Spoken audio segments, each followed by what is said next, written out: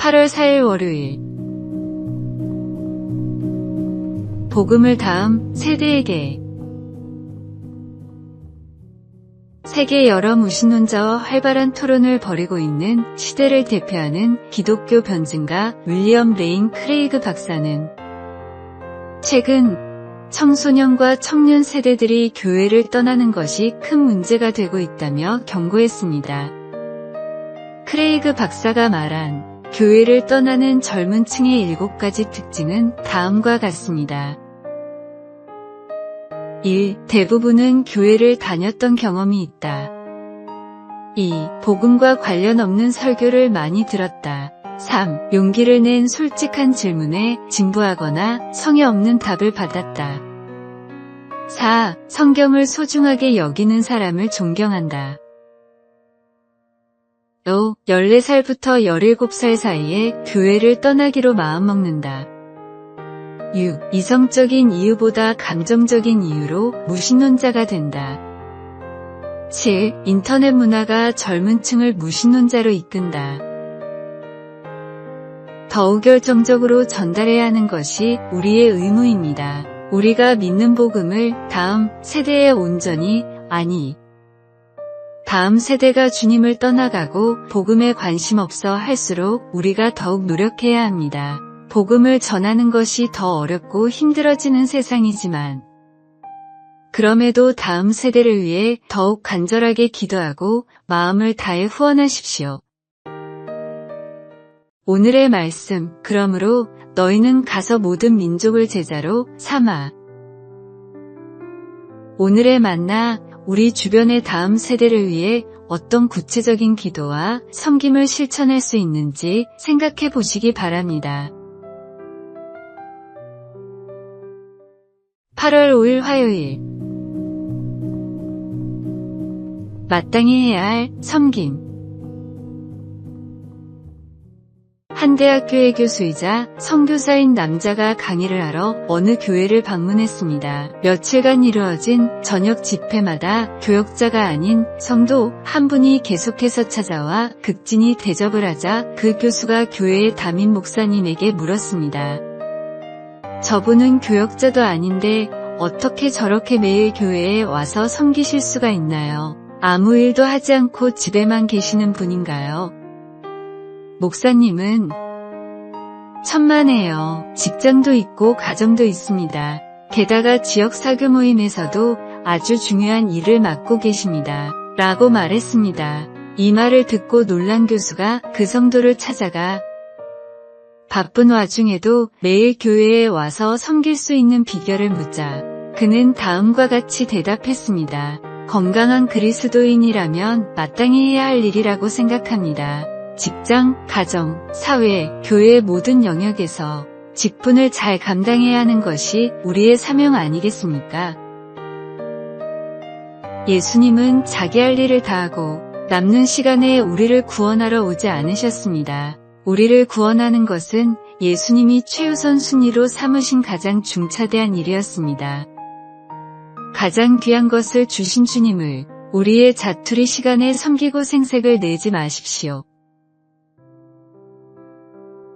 오늘의 말씀, 내가 너희에게 행한 것 같이 너희도 행하게 하려 하여 본을 보였노라. 오늘의 만나, 주님을 섬기는 일이 의무가 아닌 특권임을 깨닫고 온전한 마음으로 헌신하는 삶을 살아가시기 바랍니다. 8월 6일 수요일. 주님의 피드백을 받는 삶. 모든 학생이 커닝을 하는 반이 있다고 생각해 보십시오. 여러분의 자녀만은 양심을 지키겠다고 커닝을 하지 않았습니다. 대신 반에서 꼴등을 했다면 여러분은 자녀에게 무슨 말을 해주겠습니까? 왜 선생님에게 말하지 않았니? 라고 하겠습니까? 아니면 경쟁에서 이기려면 너도 커닝을 할 수밖에 없어라고 하겠습니까?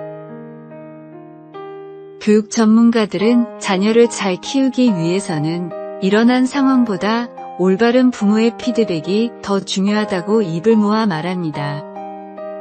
위와 같은 상황에서 가장 이상적인 부모님의 피드백은 너만이 스스로의 실력으로 시험을 본 진짜 승리자란다. 양심도 지키고 진짜 실력도 키웠으니 자신감을 가지렴이라고 합니다.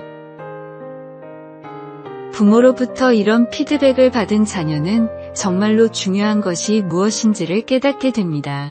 결과보다 과정의 중요성을 깨달으며 점수보다 양심이 중요하다는 것을 알기에 수치심이나 열등감을 느끼지 않는 높은 자존감을 갖는 아이로 자라납니다. 이 질문을 세상 속에서 살아가는 그리스도인에게도 똑같이 던질 수 있습니다. 성공만을 위해, 물질만을 위해 살아가는 사회 속에서 우리는 어떤 삶을 살아가고 있습니까? 오늘의 말씀, 나는 사람에게서 영광을 취하지 아니하노라. 오늘의 만나, 세상의 평가보다 주님의 인정을 구하며 올바른 과정을 중시하는 신앙인이 되시기 바랍니다. 8월 7일 목요일. 사랑이 만든 기적. 태어나서 단 한 번도 다이어트에 성공한 적이 없는 딸이 있었습니다. 그녀는 학창시절 내내 먹는 걸 너무 좋아했고 수없이 다이어트를 시도했지만 매번 실패했습니다. 마음만 먹으면 할 수 있을 거라 생각했지만 늘 작심삼일에 그쳤고 체중은 점점 늘어갔습니다. 하지만 그런 딸에게 어느 날 인생을 송두리째 바꿔놓을 일이 생겼습니다. 사랑하는 어머니가 간경화로 쓰러졌고 유일한 희망은 생체간이식 뿐이었습니다. 검사를 받은 결과 딸의 간이 이식에 적합하다는 소식이 들려왔습니다. 하지만 큰 문제가 있었습니다. 바로 딸의 건강 상태였습니다. 과체중과 심한 지방간으로는 이식을 할 수 없었던 겁니다. 그날 이후 딸은 변했습니다. 그토록 좋아하던 치킨과 떡볶이를 끊고 하루 한 끼 소량만 먹으며 강도 높은 운동을 시작했습니다. 가족과 친구들조차 놀랄 만큼 그녀는 하루도 빠짐없이 뛰고 또 뛰었습니다. 어머니를 살릴 수만 있다면 무엇이든 할 수 있다는 각오였습니다. 2달 후 딸은 무려 15kg을 감량했습니다. 지방간 수치는 정상으로 돌아왔고 마침내 어머니에게 간을 이식할 수 있었습니다. 수술은 성공적이었고 어머니는 건강을 되찾았습니다. 사랑이라는 이름 아래 불가능한 일은 없습니다. 오늘의 말씀, 하나님이 세상을 이처럼 사랑하사 독생자를 주셨으니 이는 그를 믿는 자마다 멸망하지 않고 영생을 얻게 하려 하심이라. 오늘의 만나, 진정한 사랑은 불가능을 가능하게 만드는 힘이 있음을 기억하고 주님의 사랑에 감사하며 우리도 그런 사랑을 실천하시기 바랍니다.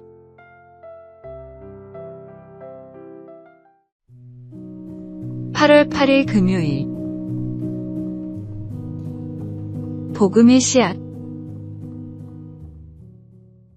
누가복음 8장에서 예수님은 씨 뿌리는 자의 비유로 사람들을 가르치시면서 세상에는 4가지 밭이 있다라고 말씀하셨습니다.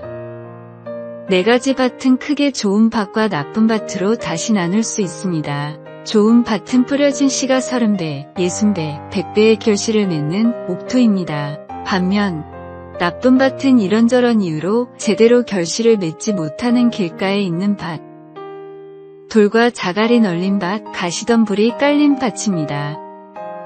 이 비유를 보는 사람들은 대부분 좋은 밭과 나쁜 밭에 집중하고 있습니다. 그러나 예수님은 다음에 2가지 사실을 가르치기 위해 이 비유를 사용하셨다고 합니다. 첫째, 농부의 은혜입니다. 밭이 아무리 좋아도 씨가 뿌려지지 않으면 결실을 맺지 못합니다. 하나님의 은혜가 아니면 우리가 아무리 좋은 밭이라 하더라도 스스로는 열매를 맺을 수 없습니다. 둘째, 복음을 전해야 할 의무입니다. 농부는 딱 봐도 어떤 밭이 좋고 나쁜지 알 텐데도 이와 상관없이 부지런히 씨를 뿌렸습니다.